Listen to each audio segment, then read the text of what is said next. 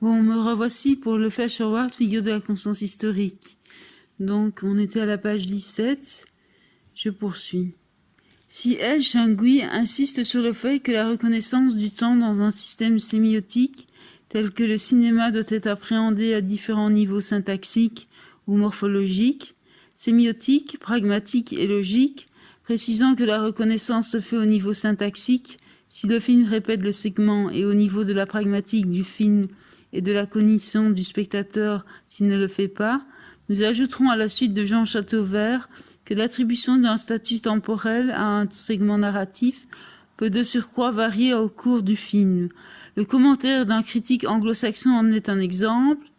I was annoyed by the intrusion of that flashback, then astounded to realize that they weren't flashback at all, but flash forward, the newest plaything of writers and directors who want to make conventional script look modern. Le commentaire d'un des intervenants figurant dans le manuel du scénario américain va dans le même sens. Le flash-forward, on achève bien les chevaux dont il est ici question, a donc engagé ses spectateurs sur une fausse piste en produisant un portrait erroné du personnage de Robert. Néanmoins, les facteurs à l'origine de cet engagement sur une fausse piste ont à un moment donné cessé de les dérouter. Si l'on considère d'abord le mécanisme de reconnaissance du flash-forward à un niveau strictement logique, on remarque que la temporalité future des 5 scènes dans ce film de Sidney Pollack peut être identifiée juste après la seconde occurrence, la première n'étant que le lieu de reconnaissance d'une autre temporalité. La présence de Robert dans les 3 plans, présent, futur, présent, porte en elle-même la marque d'une autre temporalité, à laquelle on peut toujours ajouter celle de l'imagination, influençant l'évaluation du degré de réalité par le spectateur, et non d'une simultanéité d'action. Lors de cette seconde occurrence, l'image présente un signe de sa situation dans le futur. Alors qu'il parle au passé, Robert porte le polo avec l'inscription « Jonathan's Ironic Tonic », nom de la firme qui parrainera le couple de Gloria et Robert dès le retour au récit premier. Cette reconnaissance de la temporalité future de la seconde occurrence du flash-forward va s'étendre aux 5 plans en flash-forward, le principe de l'homogénéité de la tonalité physique, éclairage bleu-noir, des 5 scènes leur confère de visu un même ordre de réalité, de temporalité, qui permet au spectateur de recréer le récit second à l'aide des différents fragments.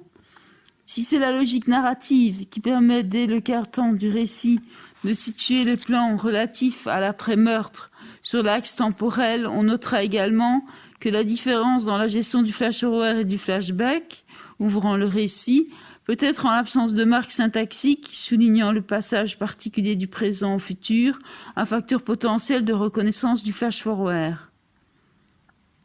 Théoriquement donc, la situation des plans anachroniques dans le futur ne tarde pas à apparaître, même si le contenu narratif est énigmatique. L'information qu'ils transmettent se réduit à la culpabilité de Robert. Bien que le discours de Robert se présente peu à peu comme portant sur une relation entre une femme et lui, le fait qu'aucun nom de femme ne soit cité ne permet pas de mettre ses propos en relation directe avec le marathon de danse. Commentaire décalé, Robert ne dicte pas l'image. L'amalgame du spectateur entre le flash-forward et le flashback a bien sûr des répercussions sur la façon de vivre le marathon de danse qui fait l'objet du récit premier. Si le spectateur situe le procès de Robert dans le passé, à l'instar des 2 témoignages que nous avons évoqués, considérant par exemple Robert comme un ancien détenu ou un prisonnier en cavale, il se méfiera davantage de lui. Portraiturant Robert comme un psychopathe, le spectateur créera une forme d'attente par rapport à l'intrigue qui pourrait se traduire par une crainte de la répétition de l'acte criminel qu'il impute anachroniquement à Robert. Cette éventuelle confusion entre les 2 procédés narratifs par le spectateur est une forme particulière du lien unissant le flash-forward à la figure de la répétition. Elle est évidemment plus subjective que la répétition matérielle des 5 flash-forwards, car elle engage la subjectivité du spectateur. 2.3. Les cas de figure dégagée. Nous allons à présent exposer un aperçu des liens de complicité qui unissent le couple flash-forward-flashback. Le mécanisme de la relation sera commenté et illustré par des exemples concrets, sans prétention à l'exhaustivité théorique, en se voulant davantage proche de la pratique cinématographique. 2.3.1. coprésence du passé et de l'avenir dans un même récit. Le flash-forward externe rompt la chronologie des événements présents pour montrer l'avenir, alors que le flashback externe rompt la chronologie des événements présents pour montrer le passé. En ce sens, le flash-forward peut être dit figure inverse du flashback. Dans la pratique filmique, il n'est pas rare que l'utilisation du flash-forward aille de pair avec celle du flashback. Cette coopération des deux figures narratives au sein d'un même récit amène une question certes un peu dubitative quant aux possibilités d'expression du flash-forward, mais exemplifiée. La narration est-elle en mesure de signifier le futur sans faire d'abord un détour par le passé, sans alerter dans un premier temps le spectateur de la présence d'un voyant, entre guillemets, d'un point de vue omnitemporel sur l'action ? On remarque en effet que la construction narrative des récits cinématographiques présente, le plus souvent, les deux figures narratives dans un ordre semblable à celui de la théorie. Les films Dead Zone, Ne vous retournez pas, Le château de verre, Le mépris, Un soir en train, etc. sont autant de films où se manifeste le passé avant le futur. La préoccupation centrale de ces récits apparaît être le temps lui-même. Fragmenté de la sorte, le temps se révèle au personnage et a fortiori au spectateur. Il se présente sous la forme d'une structure et non d'une simple succession. La conséquence est qu'il échappe à la durée, car ce qui dure c'est le présent, mais aussi qu'ils affichent une maîtrise du temps. Comme René Magritte, dont l'illusion au spectateur de pouvoir saisir le ciel en le présentant sous forme de bloc, le cinéaste paraît avoir une maîtrise totale en s'arrachant au flux temporel. 2.3.2. Le flash-forward et le flashback, identité organique. Contrairement à l'ellipse temporelle, le flash-forward et le flashback sont des mouvements composés. Ils sont la synthèse d'une ellipse temporelle et d'un retour au présent, récit premier. Ils sont, pour reprendre le mot de N. Burch, identiques d'un point de vue organique. 2.3.3. Construction en flashback, flash-forward, éviction du présent diégétique. Le flash-forward peut engendrer un basculement dans la lecture de la temporalité et produire une sorte d'éviction du présent diégétique. Ce type d'effet peut être produit par différents facteurs. La systématisation de l'alternance entre le passé et le futur, comme dans Abattoir 5, Slaughterhouse 5 de George R. Hill, 1972, produit cette éviction, le présent n'étant que le lieu où le personnage dit au début du récit qu'il voyait dans le temps sans pouvoir se contrôler. De ce postulat narratif de départ, il ressort que la quasi-totalité des images est ainsi transférée sur le plan mental. Important, ça. La première scène du film diégétise, si l'on peut dire, la structure en flashback, flash-forward, puisqu'elle la rationalise au sein de l'univers diégétique. Elle est motivée par la thématique du voyage incontrôlé du personnage dans son temps mental. Donc dans son temps mental, hein, entendez bien, temps mental. 2, 3, 4. Construction en flashback, flash-forward, l'enjeu du contenu narratif de l'anticipation. L'alternance entre passé et futur n'est pas toujours de l'autorité d'un personnage imageant. La construction en flashback, flash-forward peut être un choix narratif, donc indépendante de l'histoire même. Dès lors que le spectateur considère les fragments des deux temporalités de l'histoire comme étant d'une valeur équivalente, il perd le présent diégétique. Nous passons de l'avenir du personnage à son passé et vice-versa. Le présent devient celui de l'énonciation et toute image revêt alors un degré moindre de réalité.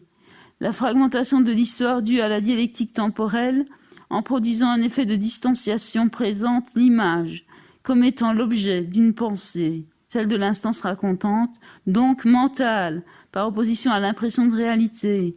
On peut se demander jusqu'à quel point ce type de construction narrative est discernable de certains montages dits parallèles. De certains montages dits parallèles, oui. Mais revenons-en à l'analyse de la responsabilité narrative des anachronies.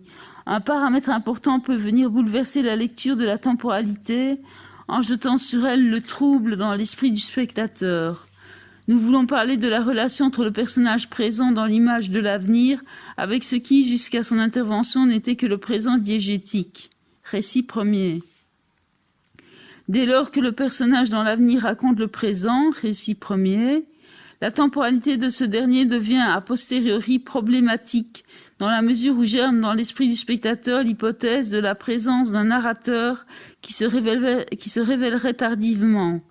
Considérons deux films, L'aveu de Costa Gavras, 1969, et On achève bien les chevaux des Shoot Horses Don't Dead, de Sidney Pollack en 1969.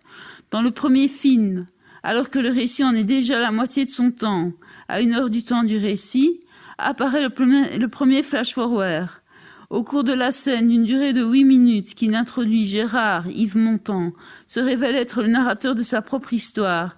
Cette scène est située dans l'avenir, Monte-Carlo, 1968, par rapport à sa détention, certes, mais elle présente alors le récit premier comme étant une narration faite par Gérard et donc du passé. Où est alors le présent diégétique? Étant donné que Gérard dicte l'image, il corrige l'image de la tétraplane. Comme sa détention peut-elle être considérée comme antérieure aux haltes pédagogiques, les 3 flash-forward, puisqu'elles en sont la cause? Comment ça se peut? Bon, il faut pour comprendre considérer un autre paramètre, qui est l'ordre dans lequel les segments narratifs sont présentés au spectateur. Le spectateur de l'aveu voit d'abord la détention avant de voir qu'elle fait l'objet d'une narration. Par conséquent, il a pendant 1 heure de film interprété ce qu'il voyait comme étant le présent. Les interventions en voix-over ne permettent pas d'établir avec certitude la présence d'un narrateur, car la voix-over est aussi utilisée pour faire partager au spectateur les pensées présentes du personnage.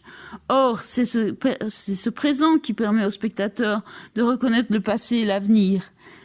Si d'un point de vue logique, il ne peut s'agir de flash-forward, mais d'une révélation a posteriori de l'instance racontante, Gérard, reste que la chronologie des événements représentés fait abstraction de cette qualité d'image qu'ont les scènes de détention.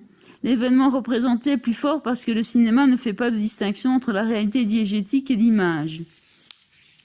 Le film de Costa Gavras rend la lecture de la temporalité complexe par le type particulier de rapport que Gérard a vis-à-vis des événements. Maintenant, considérons le second film, chez Sidney Pollack. Robert, le personnage qui se souvient dans l'avenir du présent, récit premier, ne dicte pas l'image. Il évoque de façon plus qu'allusive sa relation avec une femme dont nous ignorons le nom.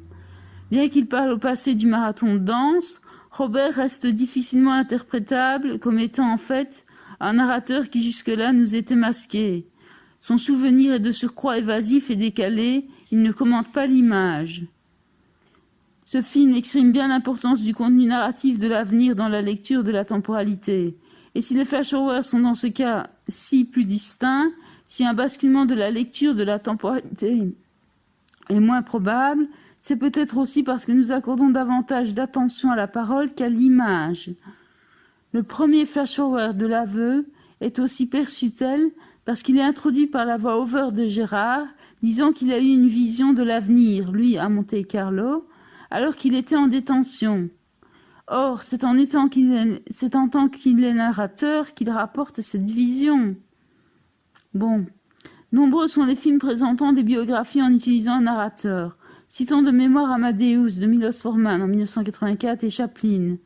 Bien qu'il présente une structure en flashback, flash-forward, ce type de film est davantage interprété comme la narration présente d'une vie passée, le mouvement de la narration s'effaçant derrière le récit d'un personnage qui pourtant est lui-même une partie d'un autre récit dont il constitue par rapport aux fragments sur lesquels il produit un effet sujet, l'avenir. 2, 3, 5, l'actualisation de l'anticipé, un flashback au niveau du récit. Lorsqu'un récit comporte un flash-forward portant sur un événement qui sera raconté ultérieurement par le récit premier, flash-forward interne, il fait de l'image de l'anticipé lorsqu'il l'actualise, le souvenir du récit, c'est-à-dire un flashback au niveau du récit. Dans Le Mépris, Jean-Luc Godard en 1963, le plan de Paul et Camille sur la terrasse de la villa à Capri nous renvoie très exactement au même plan vu dans le montage court qui synthétisait l'évolution de leur rapport, accompagné de la voix des deux protagonistes présentés en alternance. Paul dit « Maintenant j'étais en pleine tragédie, restait encore à élucider ». De même, le plan de Fran veut dès les premières secondes de l'homme au crâne rasé, de Man die sein Hart kort nicht knippen. de A. Delvaux, Belgique, 1966, en se répétant juste après le meurtre de la jeune femme par Gottfried, est déjà pour le spectateur un souvenir. Par contre, les plans de l'accident dans Un soir en train de André Delvaux, Belgique 1968, ne sont pas tous des souvenirs du récit et s'inscrivent donc dans la problématique de la variation de la mise en scène des anachronies. 2, 3, 6. Synthèse temporelle du plan. Flashback, flash-forward. Le flash-forward portant sur un même événement à plusieurs reprises devient plus fondamentalement dans sa seconde actualisation une synthèse temporelle, en ce sens où il renvoie à la fois et à l'avenir. Il est un renouvellement de l'anticipation dont l'anticipé est donc pour la seconde fois absent et au passé, il est le souvenir de la première anticipation. Il est à la fois le souvenir de l'image actuelle tout en étant son anticipation. Donc voilà, je répète, le flash-forward portant sur un même événement à plusieurs reprises devient plus fondamentalement dans sa seconde actualisation une synthèse temporelle, en ce sens où il renvoie à la fois à l'avenir. Il est un renouvellement de l'anticipation dont l'anticipé est donc pour la seconde fois absent, et au passé, il est le souvenir de la première anticipation. Il est à la fois le souvenir de l'image actuelle tout en étant son anticipation. Bon, on continue. 2, 3, 7. Le flash-forward dans le flashback. Le flash-forward peut faire partie d'un flashback. Le présent alors envisagé à partir du passé constitue un type particulier d'anticipation. Un récit filmique peut être interrompu dans son déroulement par l'insertion d'un flashback montrant un événement du passé d'un personnage ou constituant parfois la quasi-totalité du corps du récit. Au cours du flashback objectif de C'est arrivé demain, It's Happened Tomorrow de René Clair en 1944, Larry, le journaliste, anticipe l'avenir. Cette anticipation subjective qui rompt la continuité spatio-temporelle passée pour s'audiovisualiser constitue un cas de flash-forward dans le flashback. Bien qu'étant au niveau du récit premier un retour au présent, elle est à un second niveau une projection dans l'avenir, puisque c'est à partir du passé que le présent est envisagé. Dans ce cas de figure, l'anticipation, bien qu'elle soit présentée comme le rêve social d'un personnage, acquiert néanmoins un surcroît de réalité par rapport à la représentation d'un rêve social dans le récit premier, puisque le spectateur connaît cet avenir. Il l'a vu au début du film, en manipulant le temps, en combinant les deux mouvements narratifs au sein d'un même récit. René Clair nous donne l'illusion de voir l'avenir. 2, 3, 8. L'anticipation sur la saisie d'un souvenir. Le flash-forward peut être l'anticipation d'un processus mental dont le contenu est passé, un souvenir. Ce cas de figure qu'on trouve dans Il était une fois dans l'Ouest, Sera una volta id oeste de Sergio Leone 1968, a été qualifié par Christian Simon d'effet flash-forward dans le cadre de son mémoire Analyse de la métaphysique du flashback dans les films de Sergio Leone. Nous l'interprétons comme une anticipation sur la saisie du souvenir. Il y a conditionnement du spectateur, mise en attente par rapport à ces fragments du passé, situation réelle passée, dont il ignore la temporalité. C'est le manque de lisibilité de la temporalité de l'anticipant qui produit ce conditionnement. En effet, la détection d'un processus en cours et donc à venir, le conditionnement du spectateur est renforcé par la mise en scène. Rappelons que dans ce film, à 3 reprises, le présent s'interrompt pour nous montrer le plan d'un homme qui progressivement s'approche de la caméra. Il est un inconnu marchant dans le désert, filmé en plan d'ensemble avec un flou, entre 2 plans du cow-boy harmonica. Cette scène fragmentée en 3 parties aboutira finalement, lorsque la distance de l'homme par rapport à la caméra permettra son identification, à la scène de lynchage du frère d'harmonica. Cette scène a eu lieu dans le passé du personnage, mais le décrochage total de ce plan, son manque de sens au moment où il vient rompre le présent, crée dans l'esprit du spectateur une demande de sens. Par rapport à ce plan, le spectateur est dans une attitude d'attente, ce qui accentue la dimension à venir de la scène. L'effet d'anticipation est dû à la fragmentation du passé, le sens et la situation chronologique de la scène n'étant dévolus qu'à la 3e rupture. Les 2 premières apparaissent rétrospectivement avoir anticipé sur un dévoilement. Si la scène de lynchage n'avait pas été fragmentée, elle aurait été directement placée dans le passé du personnage. Il y a volonté de montrer une image dont le sens ne se révélera qu'ultérieurement. Pour notre part, nous préférons parler en termes d'anticipation au niveau du récit que d'effet flash-forward. Ce qui est anticipé chez Léon n'est pas un événement à venir au sens traditionnel où nous entendons le terme événement, car c'est la saisie d'un souvenir qui constitue l'événement à venir et non un événement concret. Cette attente de sens doit par ailleurs être relativisée dans la mesure où nous la nommons telle après avoir reconstitué le souvenir et donc après avoir eu connaissance de la totalité du film. La dimension anticipante des deux premiers plans est en partie motivée par notre lecture rétrospective. Oula, c'est chaud, hein. Bon, on continue. 2, 3, 9. La dimension flash.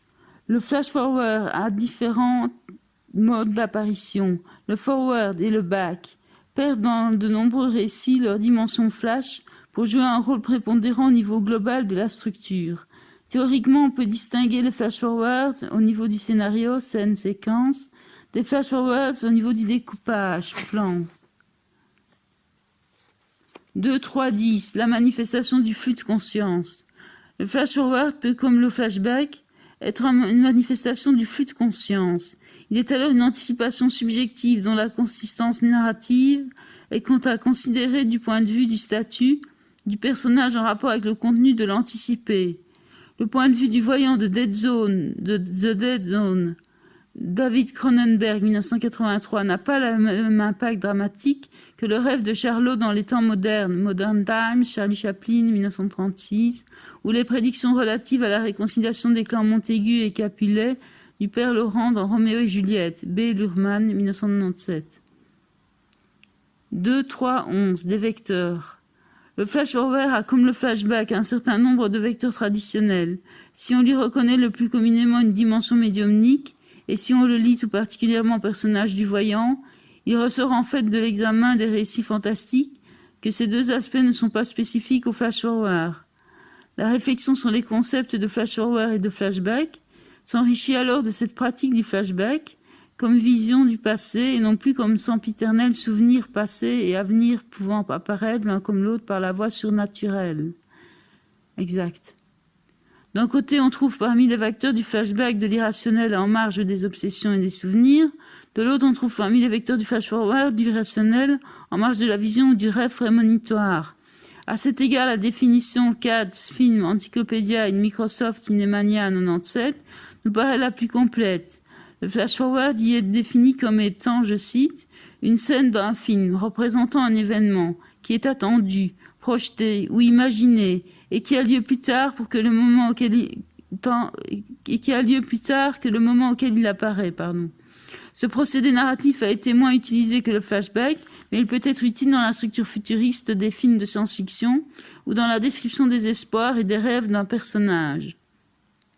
2, 3, 12. Les marques syntaxiques. Le flash-forward n'a pas plus que le flashback de particularité au niveau syntaxique.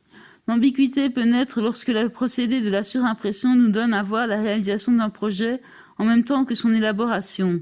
Dans Le Gaucher, de Left-Handed Gun, Arthur Penn, je pense, 1958, la surimpression est ce qui donne une dimension anticipante à l'image.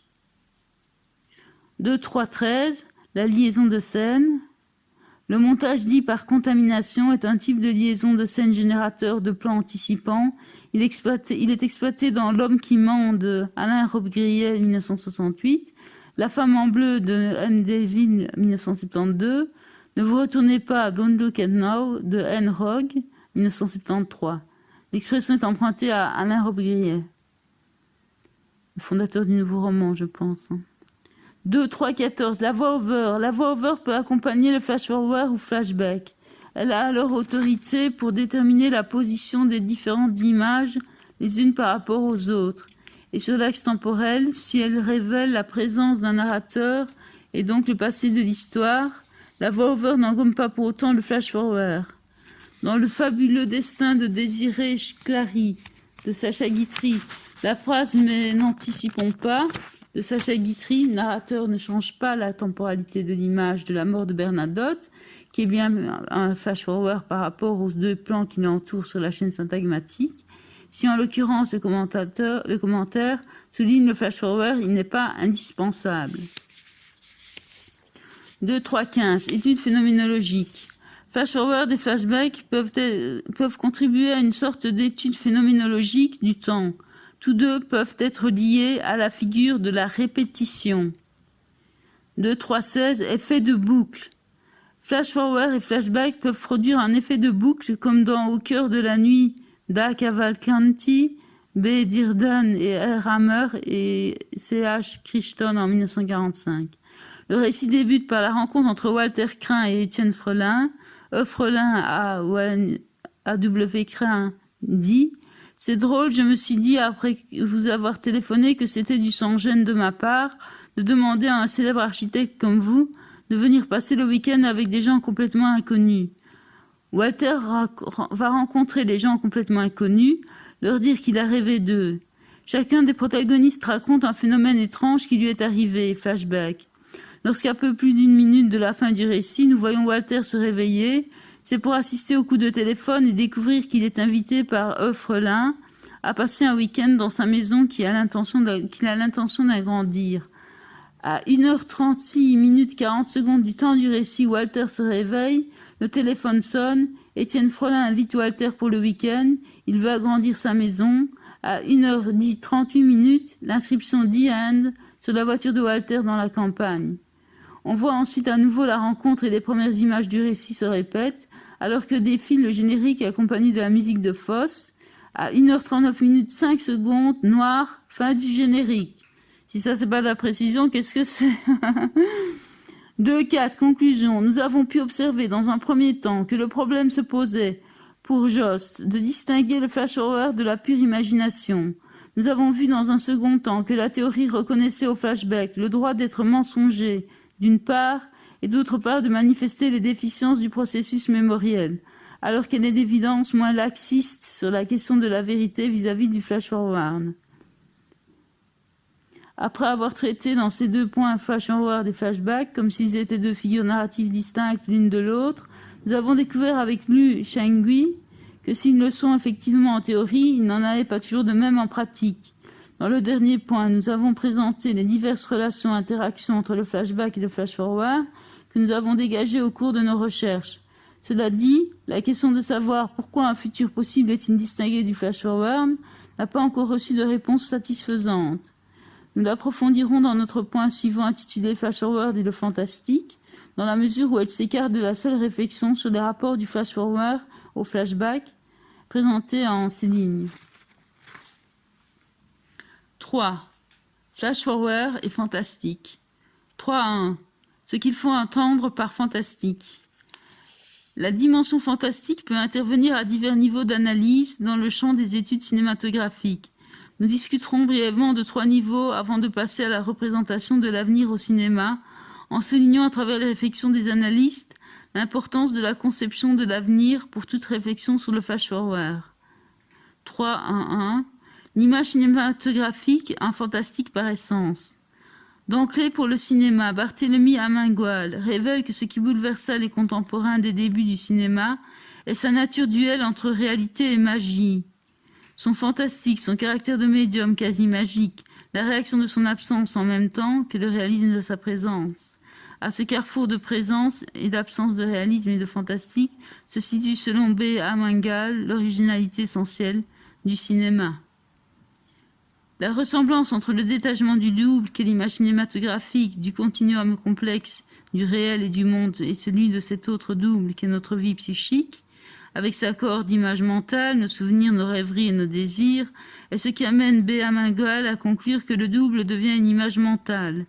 Le corrélat de cette équivalence de statut entre ces deux types d'images élucide alors le problème de l'origine de la faculté indéniable qu'a l'image cinématographique de parler si profondément à l'âme.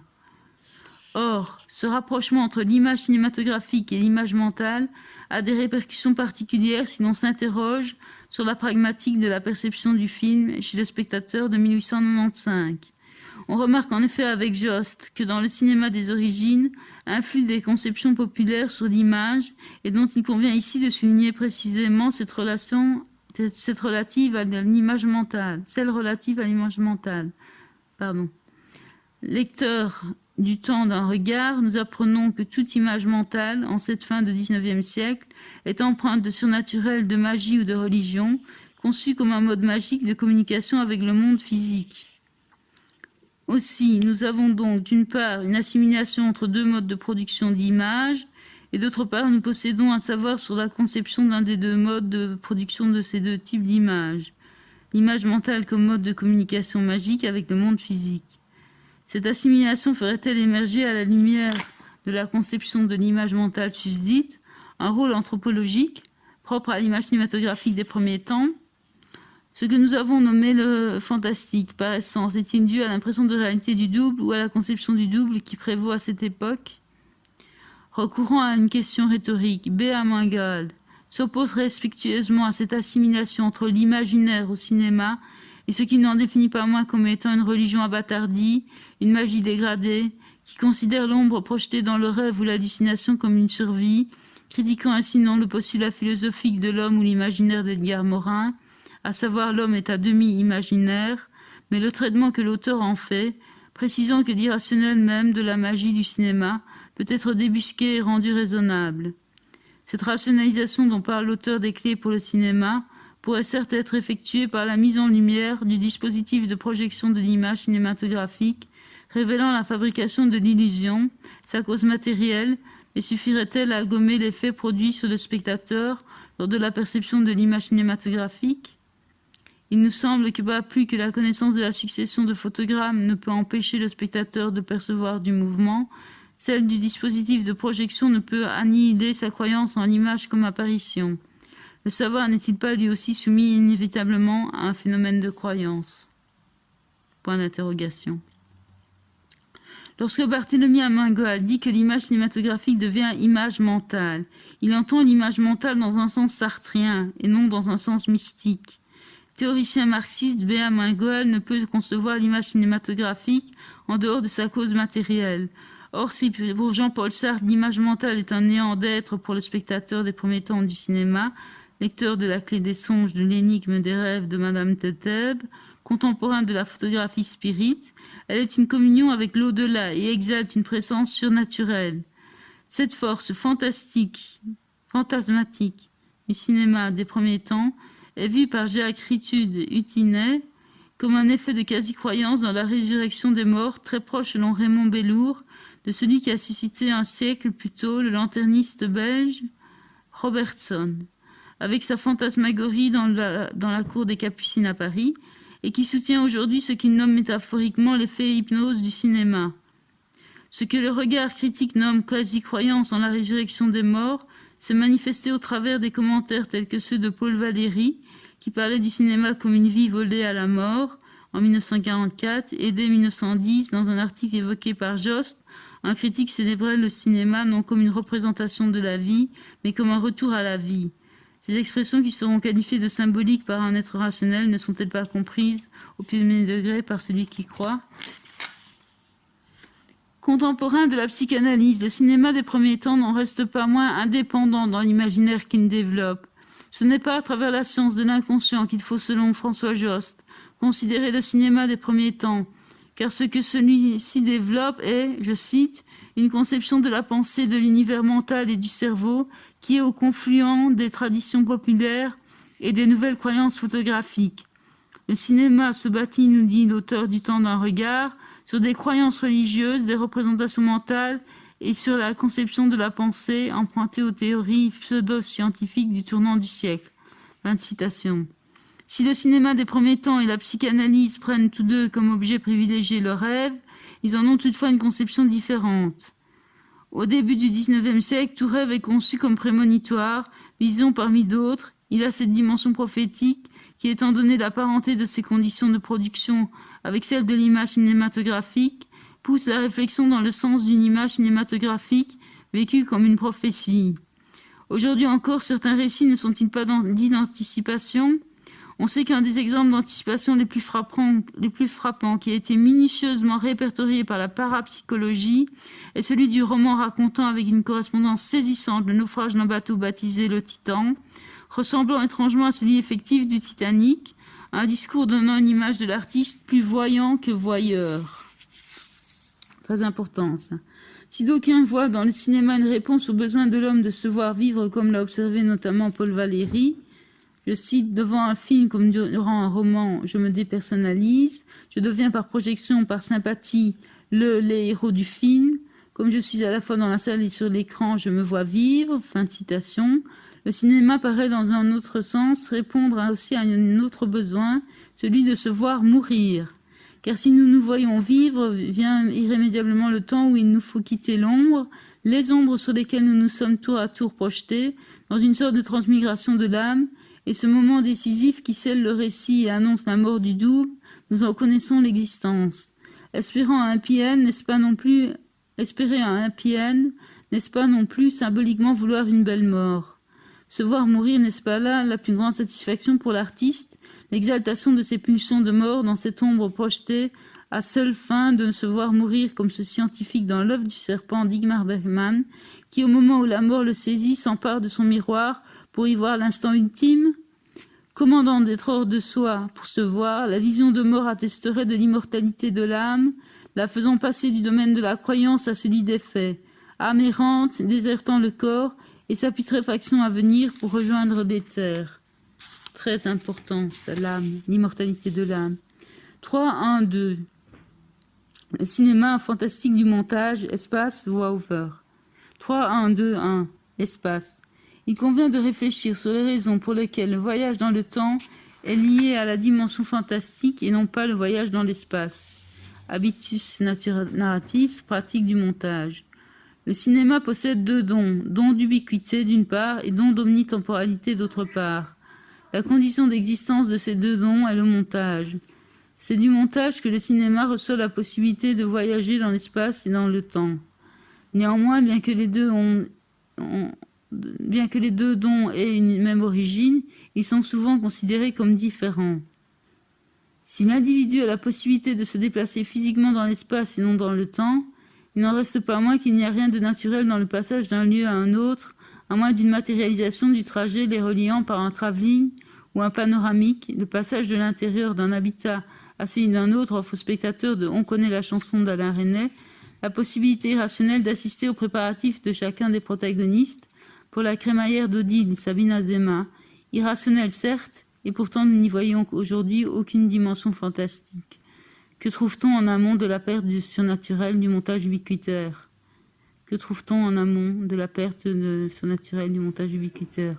Ce don est-il effacé par l'habitus narratif, par notre consentement à combler les ellipses?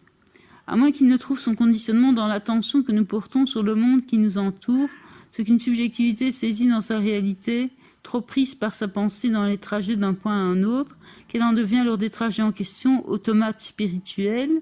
Mais en quoi consiste ce voyage? Est-il encore un voyage dans l'espace?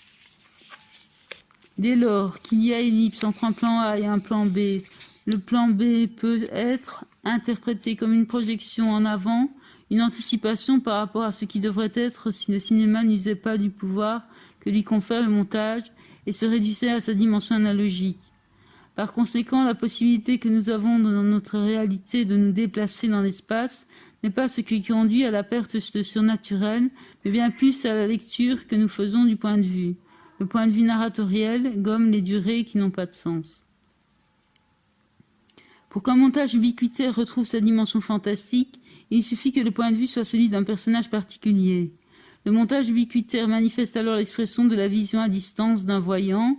Dead zone, ne vous retournez pas. La vision à distance est un point important pour nous dans la mesure où elle révèle du fantastique tout en concernant la dimension spatiale. Elle est l'argument qui permet d'affirmer que la dimension fantastique n'est pas exclusive au voyage dans le temps, puisqu'elle peut être relative à un voyage dans l'espace. Pas plus qu'elle n'en est une qualité, mais résulte d'un travail de lecture réalisé par le spectateur. Ainsi, la raison pour laquelle nous considérons comme normal le fait que le montage nous transporte d'un lieu à un autre, sans matérialiser le trajet, est due au fait que c'est le point de vue narratoriel qui assume, selon nous, le déplacement. Il convient dès lors de s'interroger sur les raisons pour lesquelles nous trouvons normal que le point de vue narratoriel puisse se déplacer de la sorte dans l'espace diégétique, normalité du montage ubiquitaire, alors que le voyage dans le temps est toujours caractérisé par sa dimension fantastique. Deux facteurs conditionnent notre lecture. Tout d'abord, l'habitus narratif auquel nous pouvons ajouter l'habitus perceptif. L'un ne va pas sans l'autre. L'habitus narratif a pour effet de rendre naturel ce qui résulte d'un travail de la narration, habitué à une forme narrative particulière, en l'occurrence le montage ubiquitaire. Le spectateur finit par effacer l'aspect strictement formel et ses implications pour se concentrer sur l'histoire. À présent, il nous faut aller en amont de cet habitus en question pour guetter ce qui le conditionne, notre second facteur, avant de revenir sur le flash-forward. Le changement de plan, donc aussi de lieu, épouse d'ordinaire le rythme d'attention d'une personne vis-à-vis d'un événement particulier. C'est lui qui conditionne l'habitus narratif. Si nous voyons un individu tête tournée vers droite cadre, en train de parler, nous allons anticiper le changement de plan, car nous désirons voir le visage de son interlocuteur. Si l'on applique ce principe au voyage dans le temps, une hypothèse semble s'imposer. Le spectateur répond à la logique d'immédiateté et anticipe moins que certains manuels de scénario peuvent le suggérer. Il ne pense pas... Si l'on applique ce principe au voyage dans le temps, une hypothèse semblable semble s'imposer. Le spectateur répond à la logique d'immédiateté et anticipe moins que certains manuels de scénario peuvent le suggérer. Il ne pense pas à long mais à court terme. Sa perspective d'avenir est limitée. Le film vise bien moins la satisfaction du spectateur à terme qu'une satisfaction de chaque instant. Excusez-moi pour les petits dérapages de lecture. Allez, on continue. Le montage alterné est compris par le spectateur acculturé au langage cinématographique. Cette acculturation peut compromettre la perception du vouloir signifier de la fragmentation du récit. Quitter un personnage pour en suivre un autre signifie que l'on n'a momentanément plus rien à dire d'intéressant sur ce personnage. Que la narration aille chercher ailleurs de quoi nourrir l'intrigue ou qu'elle reprenne le même plus tard, c'est toujours un autre qui relance l'histoire. 3.1.2.2. La voix-over. Une façon commode de se séparer d'une situation diégétique particulière est de faire intervenir une voix-over. La voix-over peut, à l'aide de la grammaire française située sur l'axe temporel des deux situations diégétiques qu'elle se propose de relier, d'indiquer les motivations de son intervention et de créer par exemple un lien de cause à effet. Si le caractère fantastique de la voix-over apparaît de façon plus forte lorsqu'elle se manifeste, une voix d'outre-tombe comme dans Boulevard du Crépuscule, Sunset Boulevard, de Billy Wilder, États-Unis 1950, tout film où un narrateur décédé ou non raconte ce qui lui est arrivé pendant que nous en avons l'image a une dimension fantastique. À cela ajoutons également la voix-over qui manifeste la voix intérieure d'un personnage, alors que la rationalité voudrait que nous l'entendions monologuer à l'instar de Richard Sherman, Tom Ewell. Dans ces temps de réflexion de 7 Year Itch de Billy Wilder, États-Unis 1955. Fantastique, le cinéma l'est donc aussi dans sa voix-over, qui dédouble personnage et narrateur en même temps. Elle est expression de l'âme et entretient un rapport post-mortem avec l'autre, le corps, qui est aussi le même, le narrateur. 3.1.3. Le cinéma fantastique thématique. On parle généralement de fantastique lorsque dans le monde du réel, on se trouve en présence de phénomènes incompatibles avec les lois dites naturelles. Autant dire que l'avancée des technologies, les progrès de la science dans la connaissance de l'homme repoussent toujours plus loin le fantastique en s'appropriant, en rationalisant progressivement ce qui au cours des siècles lui a appartenu. Le fantastique est une classe, il est éternel, lieu d'accueil virtuel de tout ce qui à un moment donné de l'histoire n'est pas explicable par la science. Le personnage du voyant en lui en est une composante, son insertion dans le genre fantastique est historique. Si aujourd'hui le personnage médiumnique apparaît dans le genre fantastique, on peut se demander pour combien de temps encore et dans quelle mesure. Relevant pour le sceptique d'un phénomène de croyance, il est pour celui qui y croit un phénomène comme un autre. En d'autres termes, c'est parce que le classement est institutionnalisé qu'il relève de l'idéologie dominante, fondée sur la science qui n'est actuellement aux bornes du réel. Lorsque la parapsychologie s'escrime à répondre aux critères de reproductibilité de la science, c'est en vue d'être légitimée, en vue d'une responsabilité plus propice par ailleurs aux subsidiations, mais d'autant plus capitale pour notre étude que son triomphe dans notre réalité nous amènerait à repenser le flash-forward et les critiques que traditionnellement l'esprit critique lui impute. Car rien n'enjoint le cinéaste à attribuer la responsabilité narrative à un voyant pour couler dans sa structure un flash-forward. Comme argumentaire, prenons la conception développée par la parapsychologie de ce qu'il est convenu de nommer avec elle « vision de l'avenir », mais de ce qu'elle conçoit, contrairement à une idée fort répandue dans le grand public, non pas comme une communication avec l'au-delà, mais bien plus comme une faculté toujours plus particulière, certes, mais que potentiellement chacun possède, qui n'attend que d'être développée par l'individu. Pour ça, je vous conseille de la méditation de pleine conscience. Petite parenthèse. Donc, continuons. La connaissance de l'avenir en parapsychologie.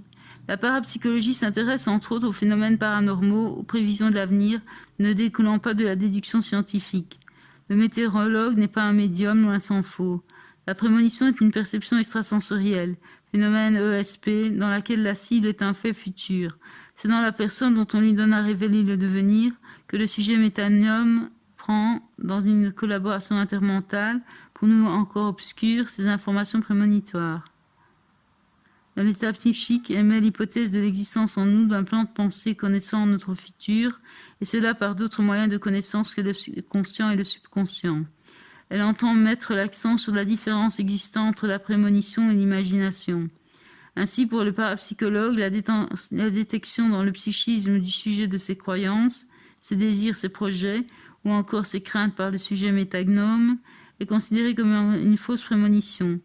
Tout sujet dont l'avenir est prévisible est écarté des expériences faites en laboratoire. Il est clair que ces précautions ont pour but de répondre à l'objectivité scientifique, afin d'éviter dans la réalité un type de situation analogue à celui de cette arrivée demain, It Happening Tomorrow, René Clair, 1944, où la voyante arriviste, après avoir prédit qu'une jeune fille se noierait dans la soirée, se jette dans l'eau afin de simuler le suicide qu'elle vient d'annoncer. Or, si tendre à l'effacement de toute intentionnalité dans la jeunesse de la prémonition est légitime dans notre réalité, il en va tout autrement dans le récit cinématographique, puisque derrière chaque image se cache nécessairement l'intention du cinéaste. Pour que la vision de l'avenir ait de par sa nature et en fonctionnement une fonction dramatique, il faut que certaines conditions soient remplies. Si la croyance dans la vision de l'avenir ne préexiste pas dans le spectateur, qu'elle n'est pas contenue dans la nature du représenté, rêve conçu comme prémonitoire, ou dans le point de vue qui supporte l'image, celui avéré du voyant, la lecture du plan, comme vision de l'avenir entraînant une connaissance effective de l'avenir, est impossible, d'une part, et d'autre part, si la croyance dans la vision de l'avenir est établie, il convient de s'interroger sur les conséquences de cette croyance dans l'avenir, sur la façon dont sa représentation agit ou non sur le présent. Comment le personnage réagit-il par rapport à l'avenir? Comment l'avenir en vient-il à déterminer le présent? Quelles sont les conséquences de cette intervention sur l'expérience que nous avons du temps, etc. De la durée au délai, le flash-forward délimite un intervalle de temps.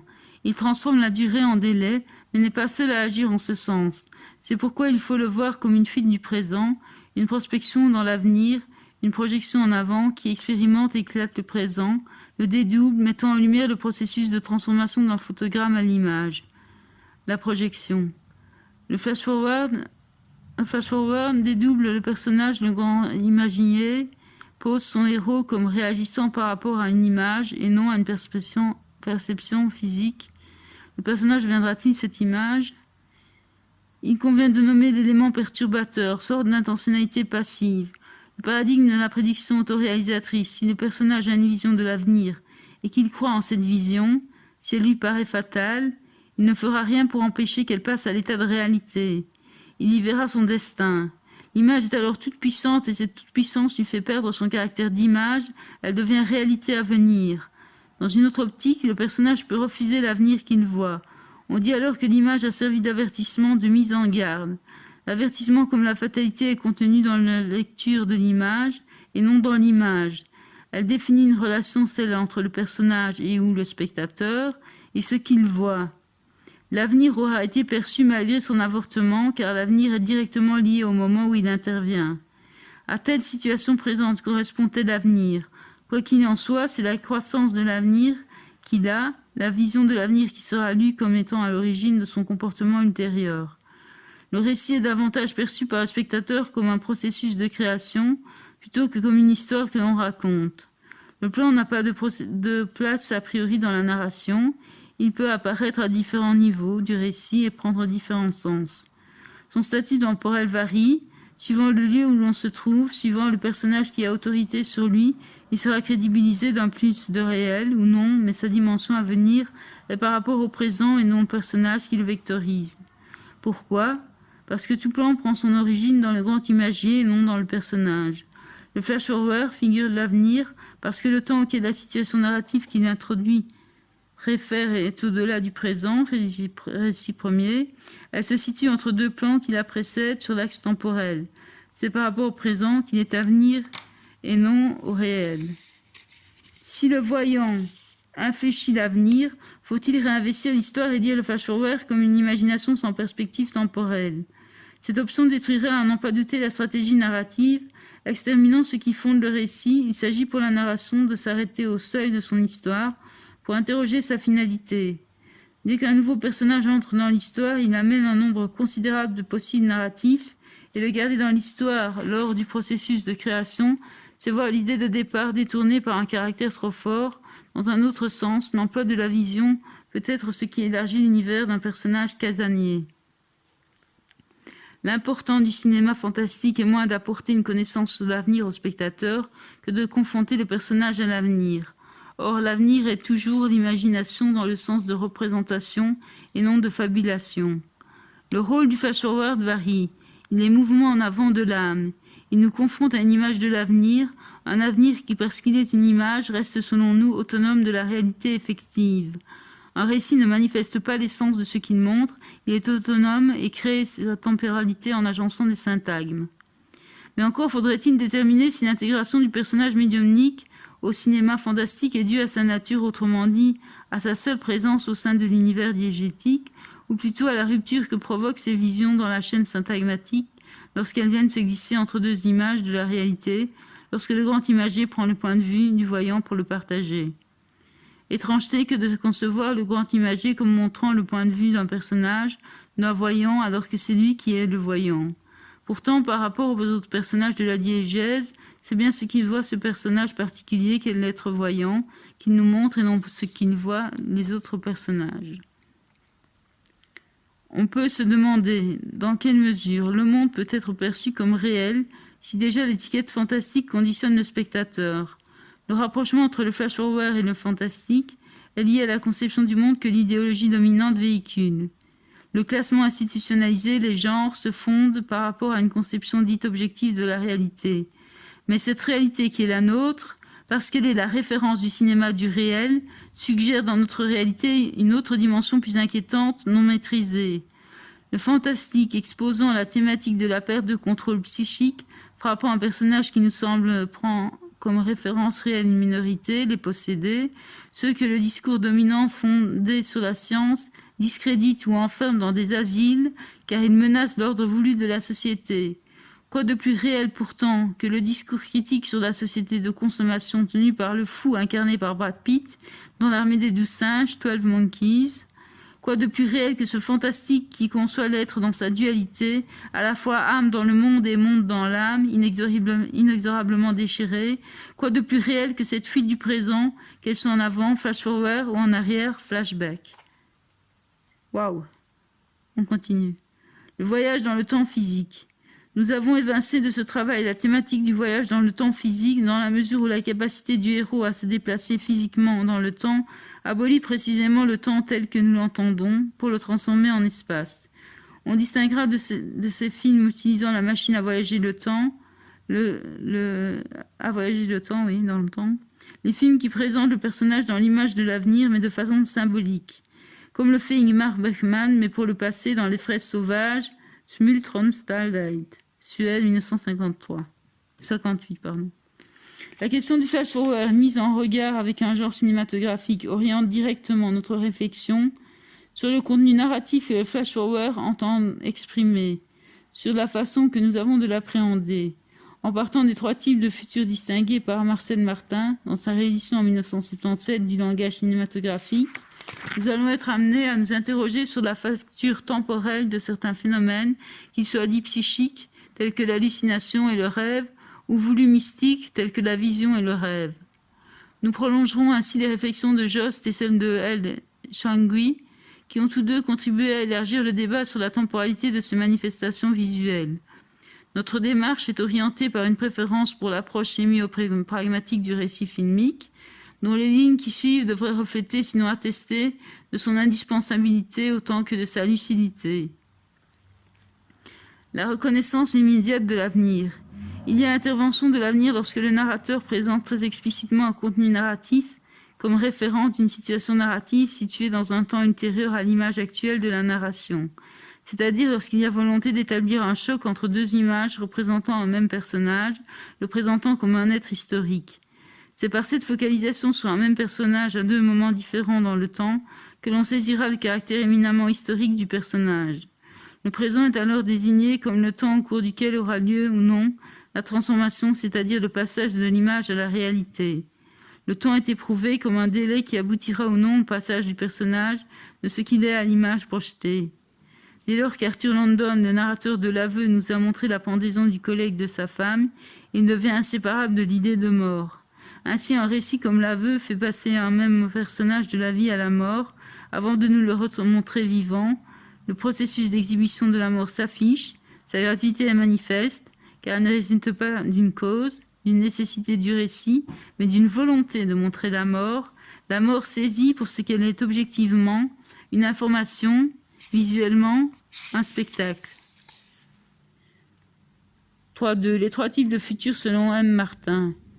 Le flash-forward, parce qu'il prétend montrer un événement à venir, se heurte à la conception de la réalité selon laquelle, je cite, « Nous ne pouvons pas connaître l'avenir, nous ne pouvons que l'imaginer ».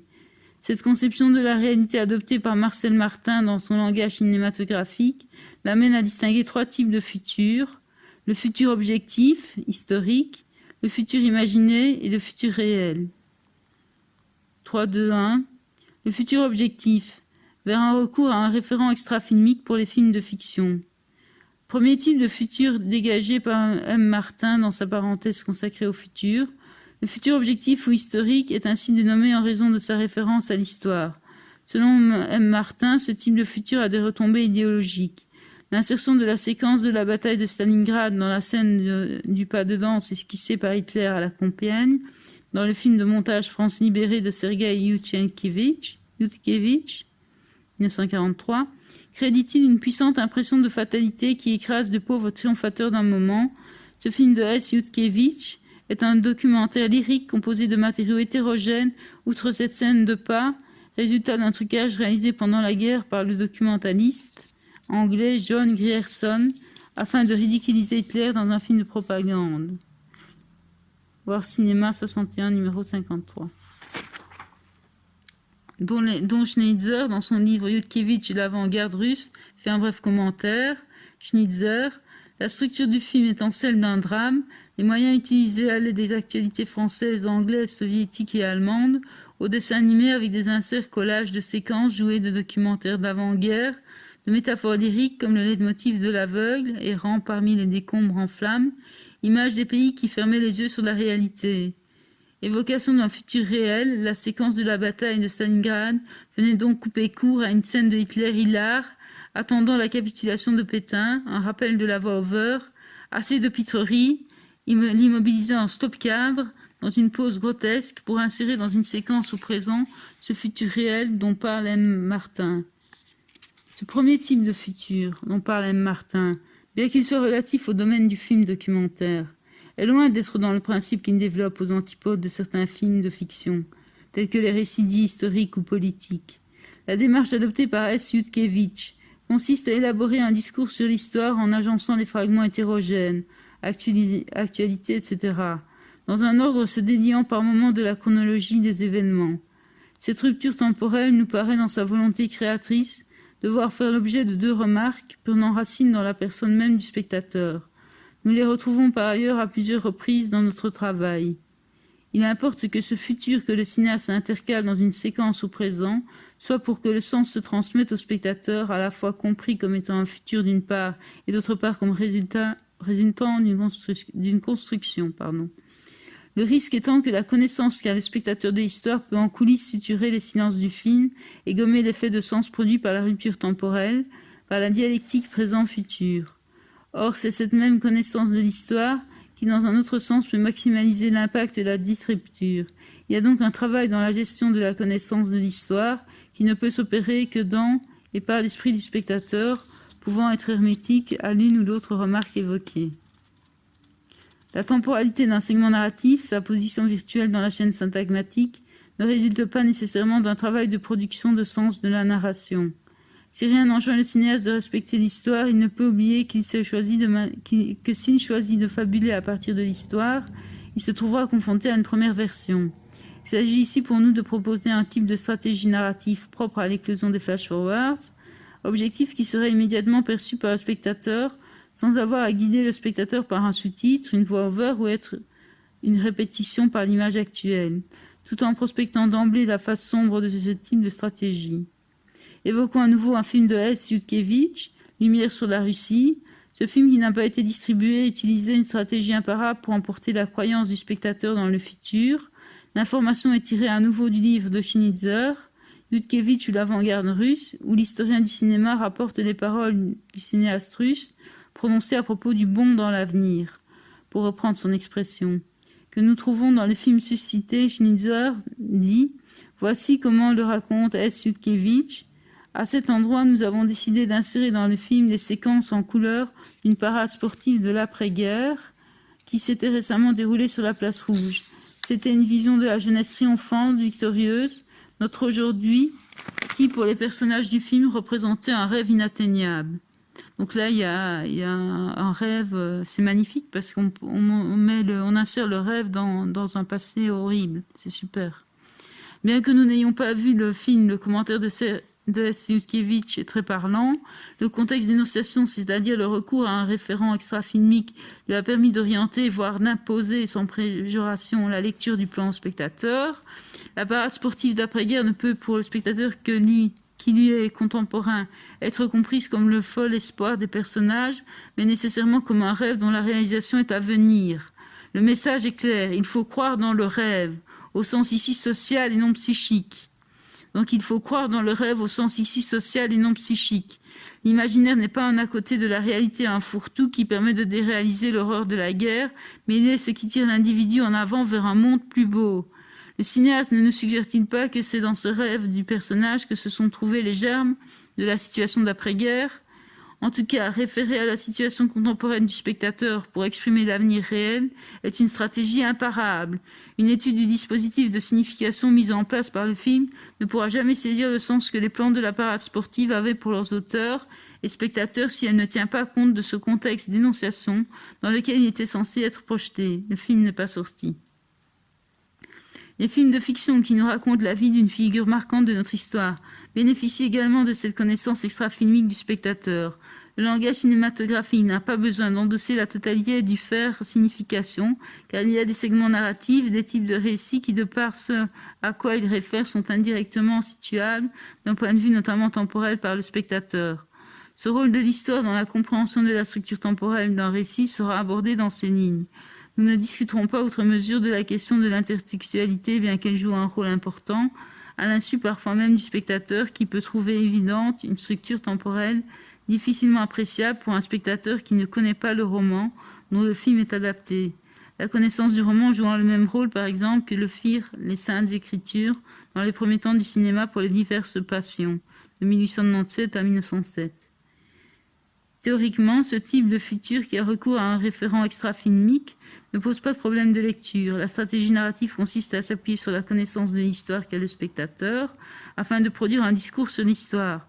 Bien que la chronologie soit bouleversée, le spectateur n'en est pas moins pour autant désorienté puisqu'il est censé être apte à replacer mentalement les événements dans l'ordre. Cette stratégie narrative, le recours à un référent extra-filmique, fut adoptée par la firme américaine Vitagraph dans les premiers temps du cinéma. William Uricchio et Roberta E. Pearson, dans Reframing Culture, expliquent le choix de la structure narrative de Napoleon Man of Destiny par une volonté de reparcourir toute la vie d'une figure mythique de l'histoire en saisissant les grands événements. Il s'agit là d'une alternative à la représentation, au développement d'un événement particulier de l'histoire, mettant en scène le personnage historique. Alternative qui a en l'occurrence pour effet de mettre sur le compte de la psychologie du personnage, dans le cas par exemple de Napoléon Man of Destiny, Réalisé pour la Vitagraphe par Stuart Lecton en 1907, les événements en question. Le général Napoléon Bonaparte donne l'impression au spectateur de savoir qu'il mourra à Sainte-Hélène, de par l'alternance de deux plans où l'on le voit assis dans une salle de malmaison, les yeux dans le vague, avec un plan où l'on voit l'épisode de Sainte-Hélène. Le même dispositif narratif est utilisé pour les souvenirs des batailles juste avant la vision. Les auteurs du livre nous expliquent que le choix du sujet s'inscrivait dans un courant idéologique précis de l'époque, puisqu'il s'agissait pour la firme d'attirer les classes sociales élevées en leur fournissant un divertissement de qualité. Or, c'est précisément parce que ces spectateurs allaient voir la vie d'un homme qu'ils connaissaient déjà que le travail de production de sens, que la structure narrative doit être relativisée. Du moins, c'est là un des deux facteurs de relativisation que nous y voyons. Si Sudkevitch brise la chronologie de l'histoire pour la repenser, ce que Schnitzer nomme le complexe Dante, donc D'-A-N-T-E. Dans le cas de Napoléon Man of Destiny, il s'agit moins de repenser l'histoire que de la synthétiser. L'agencement particulier des plans, la structure narrative a pour fonction de préserver l'unité de lieu et de temps, puisque chaque souvenir, bataille, l'anticipation, mort à Sainte-Hélène, font l'objet d'un regard alors visionnaire, celui du général Napoléon Bonaparte se trouvant, ici et maintenant, dans la salle de Malmaison, dans une attitude pensive. La synthèse de la vie de cette figure de l'histoire est permise parce que l'histoire est connue. Chaque plan anachronique s'accompagne d'une densité temporelle qui doit beaucoup plus à la réalité extrafilmique qu'aux sous-titres notifiant les écarts temporels entre les divers tableaux. Revenons au caractère destinal que M. Martin dit au flash-forward et qui est ici certes clairement affirmé dans le titre Napoléon, l'homme de la destinée. Cette lecture du flash-forward nous paraît être en l'occurrence conditionnée par deux facteurs extérieurs au film lui-même. Insistons sur le fait que la dimension de visionnaire du général ne doit pas au langage cinématographique son expressivité, mais à la connaissance de l'histoire qu'a le spectateur, d'une part connaissance qui serait de surcroît et d'autre part transfigurée par une croyance populaire particulière dans le rêve, alors conçue comme communication magique avec l'au-delà. En somme, le flash-forward est sublimé non seulement par la connaissance historique, mais par la façon dont cette connaissance est arrivée à l'entendement même du personnage de Napoléon. La vision de Jost, en somme, le flash-forward est sublimé non seulement par la connaissance historique, mais par la façon dont cette connaissance est arrivée à l'entendement même du personnage de Napoléon, la vision. Jost souligne l'importance dans le temps d'un regard de considérer le contexte dans lequel les films des premiers temps étaient projetés. Le flash-forward peut participer donc de la synthèse des grands événements de la vie d'un personnage. Les unités de lieu et de temps sont préservées car c'est maintenant, alors qu'il est assis dans la salle de Malmaison, que Napoléon voit son passé et son avenir. L'emploi successif de l'ellipse temporelle aura étiré le récit alors que le flash-forward intègre les passés et l'avenir dans le présent. Par ailleurs, ajoutons que ce type de structure doit aussi sa genèse à l'étape de la technique. À l'époque du Napoléon de S. Blackton, les films étaient habituellement limités à un quart d'heure. Si aujourd'hui le temps du récit est beaucoup plus important, il n'en demeure pas moins que le cinéaste est soumis à une forme de censure plus ou moins explicite. Il s'agit de ne pas trop s'éloigner de la durée conventionnelle moyenne du film de fiction, et donc d'opérer une forme de synthèse des événements qui, pour un cinéaste désireux que tout arrive, si on peut dire, au même personnage, peut se livrer à une forme de structure narrative en flashback, flash-forward, qui gardera une unité, celle du personnage, une unité, une densité, que l'ellipse temporelle à forte portée n'est pas en mesure de fournir. Pensons par exemple aux diverses étapes de la vie d'homme de Jésus dans la dernière tentation du Christ, film réalisé en 1988 par Martin Scorsese, qui en reprenant les grandes étapes de la vie d'homme opère une caricature assez décevante, dont l'étalement certes voulu perd de sa profondeur. Voilà. On va faire une petite pause, on est à la page 37. Merci.